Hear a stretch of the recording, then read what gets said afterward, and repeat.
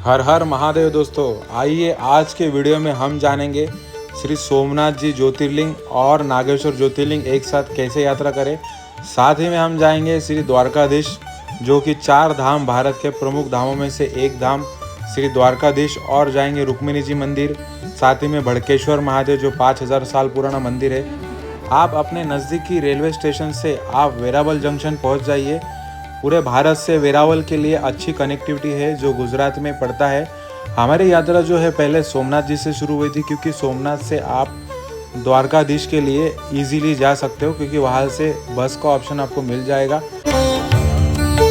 जी हाँ दोस्तों, मैं पहुंच गया वेरावल स्टेशन। ये वेरावल स्टेशन है। यहाँ से बाहर आकर आपको ऑटो ले लेनी। ऑटो यहाँ पे पर सीट जो है वो 30 रुपये के हिसाब से लिया जाता है, और 7 किलोमीटर के दूरी पे मंदिर है। यहाँ से 15 से 20 मिनट में हम लोग पहुँचेंगे। 15 से 20 मिनट में हम पहुँचेंगे और आपको मैं अपडेट देता हूँ हर हाल में। तो हमने अभी वेरावल से ऑटो ले लिया है और चल रहे आगे।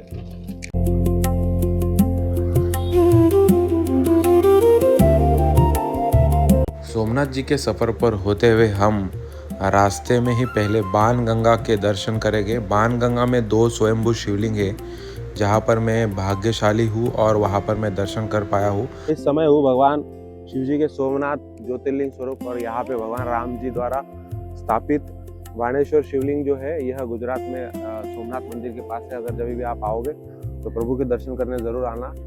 मंदिर से आप चलकर आओगे तो 2 किलोमीटर है, और स्टेशन से भी आप आओगे तो यहाँ से कोई भी ऑटो वालों को बोल के आप 5 मिनट के दूरी के ऊपर आप दर्शन ले सकते हैं। और बहुत ही भव्य ऐसा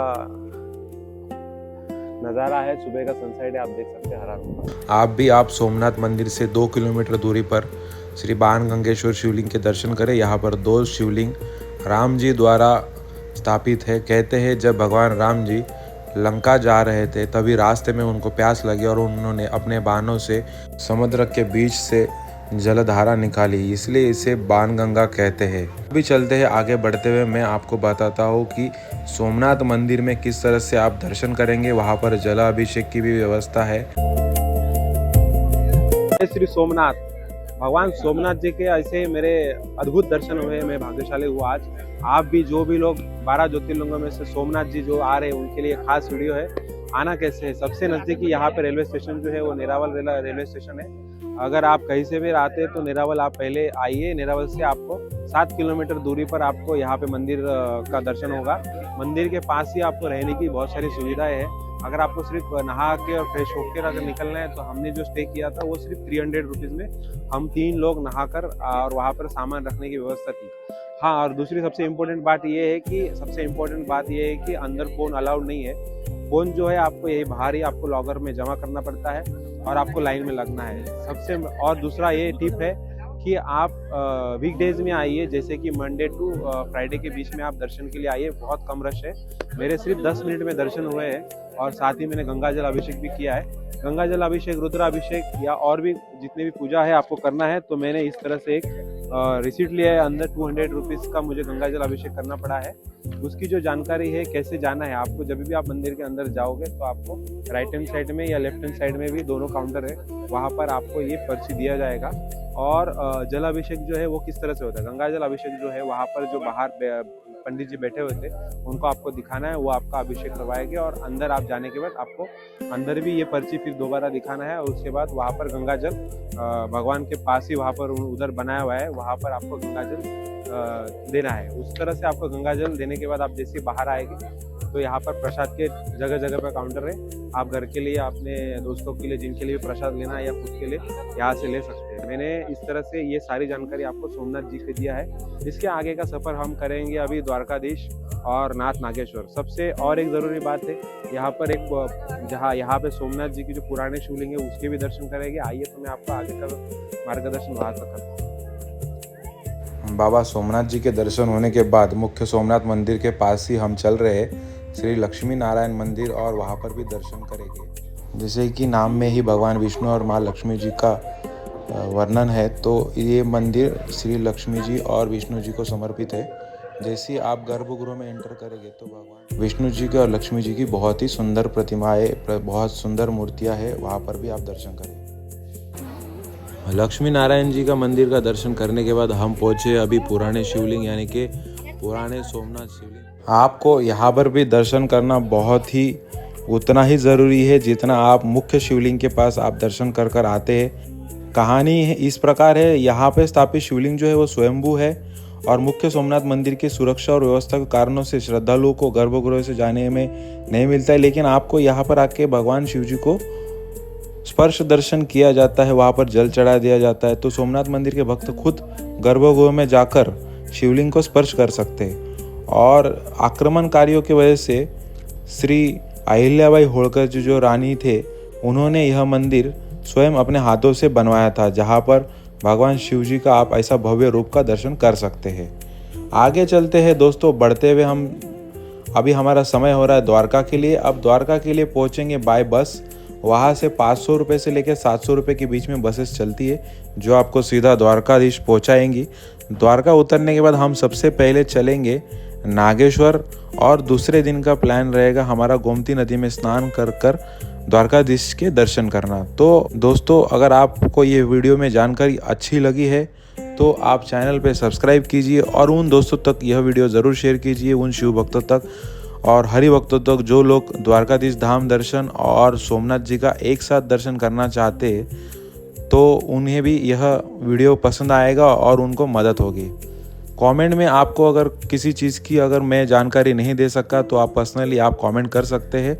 और साथ ही में आप मुझे इंस्टाग्राम पर भी जाके यह अकाउंट पे जाके आप जो स्क्रीन पे देख रहे यहाँ पे फॉलो करके या मैसेज कर सकते हैं। तो आइए बढ़ते हैं दोस्तों, पहले हम पहुंच गए हैं नागेश्वर ज्योतिर्लिंग। आप जो इस समय देख रहे हैं यह नागेश्वर ज्योतिर्लिंग का गर्भगृह है।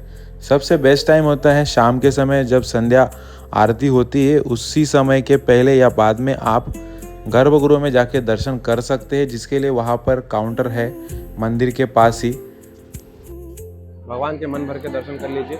गर्भगृह में यहाँ पे नंदी महाराज है, आप जैसे आएंगे तो आप दर्शन कर लीजिए। भगवान नंदी जी यहाँ विराजमान है। अंदर बैठकर आप अपने हाथों से पूजा कर सकते हैं, जल अभिषेक कर सकते हैं। आइए मैं बताता हूँ कि कहाँ पर और कैसे क्या प्रोसेस है। तो ऐसा गर्भगृह है, यहाँ पे देखिए रात के अभी 8:30 बज रहे हैं और आपको कोई भी लाइन नहीं मिलेगा ये इस तरह से। और जो है अभिषेक का जो काउंटर है वो यहाँ पर है, अभिषेक का काउंटर यहाँ पे है।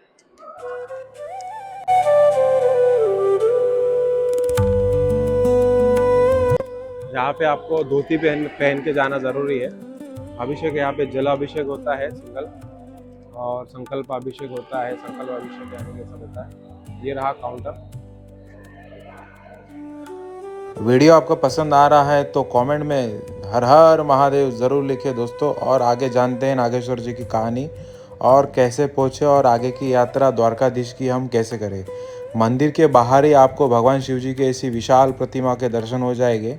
भगवान शिव जी की मूर्ति जो है ये लगभग 80 फीट की है और जो है 25 मीटर लगभग ऊंची है। और मूर्ति इतनी भव्य है कि आपको देखते ही आपका मन मंत्रमुग्ध हो जाएगा। साथ ही में मंदिर के आसपास और भी कोई छोटे मोटे मंदिर है, जैसे कि नाग देवता का मंदिर है, शनि भगवान का मंदिर है। आप जाएंगे तो उनके मंदिर परिसर में भी आप अच्छे से दर्शन कीजिए और घूमिए। नागेश्वर का अर्थ होता है नागों के ईश्वर। ऐसी धार्मिक मान्यता है कि यहाँ दर्शन और पूजा करने से सांपों के भय और जहर का असर जो है वो कुंडली के काल सर्प दोष से भी मुक्ति मिलती है। तो दोस्तों, आगे की यात्रा हम कर रहे हैं द्वारकाधीश के लिए। मंदिर से लगभग 17 नागेश्वर मंदिर से लगभग 17 से 18 किलोमीटर दूरी पर भगवान द्वारकाधीश के हम दर्शन करेंगे। ये था हमारा सेकेंड डे का प्लान। आप दूसरे दिन पहले गोमती नदी में स्नान कर भगवान द्वारकाधीश के दर्शन के लिए लाइन में लग जाइए। ध्यान रहे कि अर्ली मॉर्निंग में थोड़ा रश कम होता है तो आपके दर्शन जल्दी हो जाएंगे। द्वारकाधीश धाम भारत के उन 4 प्रमुख 4 धामों में से आता है, जैसे रामेश्वरम धाम साउथ में जगन्नाथपुरी, और द्वारका जो है वो गुजरात में, और बद्रीनाथ भगवान जो है वो हिमालय में बसे हैं उत्तराखंड में। तो आप इन 4 धामों की यात्रा कर रहे हैं तो द्वारकाधीश का जो दर्शन है वो आपको गुजरात में आना होगा। आना कैसे? रेलवे स्टेशन के पास ही में यहाँ पर द्वारकाधीश मंदिर है और आपको यहाँ पर बहुत अच्छी सुविधा मिल जाएगी।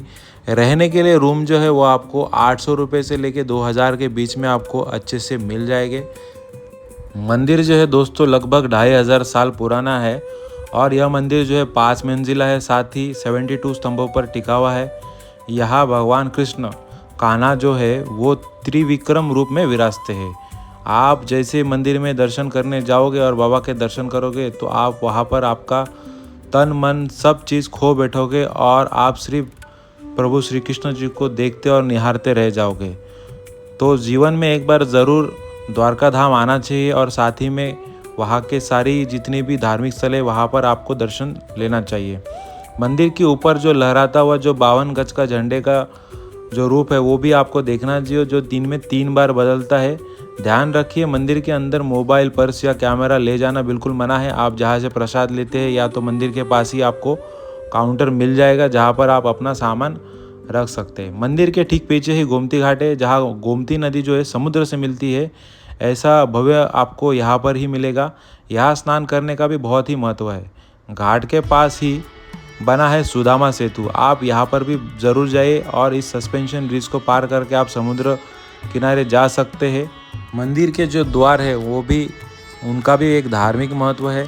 मंदिर के मुख्य प्रवेश द्वार को मोक्ष द्वार कहा जाता है, जहाँ से भक्त अंदर जाते हैं। और मंदिर के बाहर निकलने वाला द्वार है उन्हें स्वर्ग द्वार भी कहा जाता है, जो गोमती घाट की तरफ नीचे सीढ़ियों के पास जाता है। अब बात करते हैं दोस्तों बजट की और आपको आइटनरी प्लान किस तरह बनाना चाहिए। अगर आप साउथ, नॉर्थ या मुंबई, महाराष्ट्र से आ रहे हैं तो आप सीधा वेरावल पहुंचेंगे। वेरावल में आपको सोमनाथ जी के पहले दिन दर्शन हो जाएंगे और वहीं पर आपको दर्शन लेने के बाद में आपको द्वारका के लिए रवाना होना है। वहाँ का खर्चा लगभग आपको बस का किराया जो होगा 500 रुपये होगा, और वहाँ पर अगर आप चेंजिंग रूम ले रहे हैं तो 300 से 400 रुपये, यानी कि वहाँ पर 800 रुपये और 500 रुपये आपका खाने का खर्चा। लगभग आपको वहाँ पर 1500 रुपये खर्चा होगा। और आप जो भी ट्रेन का खर्चा होगा, आपका टिकट आपके बजट के हिसाब से AC स्लीपर या फिर नॉर्मल में।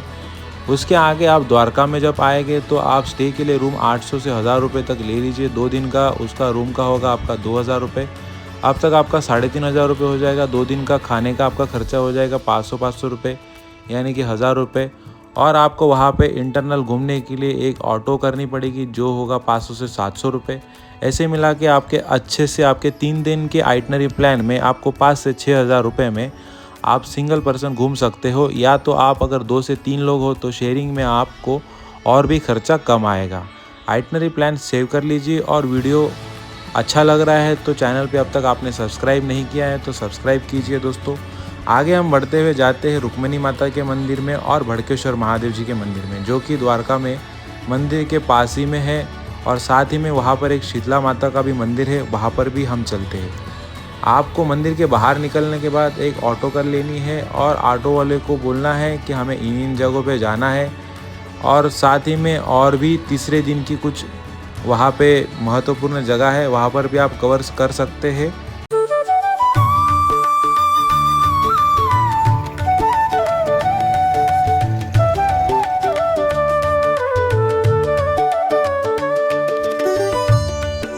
दोस्तों अब हम पहुंच गए हैं रुक्मिणी देवी मंदिर यानी माँ रुक्मिणी जी के मंदिर में। द्वारका की यात्रा जो है वो एक बहुत ही बेहद महत्वपूर्ण हिस्सा है।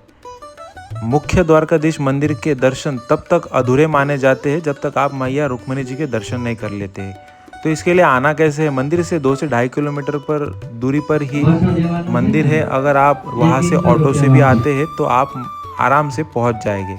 यहाँ पर जो है जलदान दिया जाता है। एक विशेष परंपरा है यहाँ पर जलदान देने की। मंदिर के पुजारी जो भक्तों से पीने के पानी के लिए दान मांगते हैं, जिससे वहाँ के आने वाले साधु संत और भी यात्री जिसे मीठे पानी की व्यवस्था हो सके। तो वहाँ पर जाइए तो जलदान जरूर कीजिए, इससे आपके पितरों की भी तृप्ति मिलती है, ऐसा कहा जाता है। मंदिर जो है वो 12वीं और 13वीं शताब्दी में बना हुआ है और यहाँ की वास्तुकला भी बहुत ही सुंदर और देखने लायक है। आप ज़रूर रुक्मिणी माता के मंदिर जाइए। और भी कुछ अगर मेरी तरफ से कुछ इन्फॉर्मेशन रह गई है तो आप मुझे कमेंट में भी ज़रूर बताइए। आगे हम चलते हैं भड़केश्वर महादेव, जो 5000 साल पुराना मंदिर है। और भड़केश्वर महादेव जी का मंदिर जो है वो समुद्र के बीचों बीच है और मुख्य द्वारकाधीश मंदिर से लगभग 1.5 से 2 किलोमीटर दूरी पर है। मान्यताओं के अनुसार प्राचीन काल में इस एकांत टापू पर महान ऋषि भृगु ने भगवान शिव की घोर तपस्या की थी और भगवान शिव जी ने यहाँ पे स्वयंभू रूप में आशीर्वाद दिया था। मानसून में यानी बारिश के दिनों में तो यहाँ पे समुद्र की जो हाई टाइड और विशाल जो लहरें उठती है वो मंदिर के गर्भगृह तक जाती है और इसे पूरे शिवलिंग को जलमग्न कर देती है। जब श्रद्धालु व भक्त इसे देखते हैं तो इसे समुद्र देव द्वारा शिव जी का जल अभिषेक भी माना जाता है। आप भी स्वयं अपनी आंखों से देख सकते हैं, लेकिन बारिश के दिनों में जाओगे तो आपको शायद दूर से ही दर्शन करना पड़ेगा। मैंने मेरी यात्रा थोड़ी पहले की थी तो मैं अंदर तक दर्शन किया था। तो दोस्तों यह था हमारा सोमनाथ जी और द्वारका धाम का एक बहुत ही खूबसूरत और पवित्र सफ़र, जिसमें नागेश्वर जी की भी हमने दर्शन किए। वापसी का सफ़र हमारा फिर से द्वारका स्टेशन से था, जो मैं मुंबई से आया था, तो वहाँ पर के लिए मैं रवाना हो गया। और भी इसमें कुछ रह गया तो आप कमेंट में ज़रूर बताइए। अगर वीडियो देखकर आपके दिल को सुकून मिला है और साक्षात दर्शन हो गए आपके, तो कमेंट में जय द्वारकाधीश और हर हर महादेव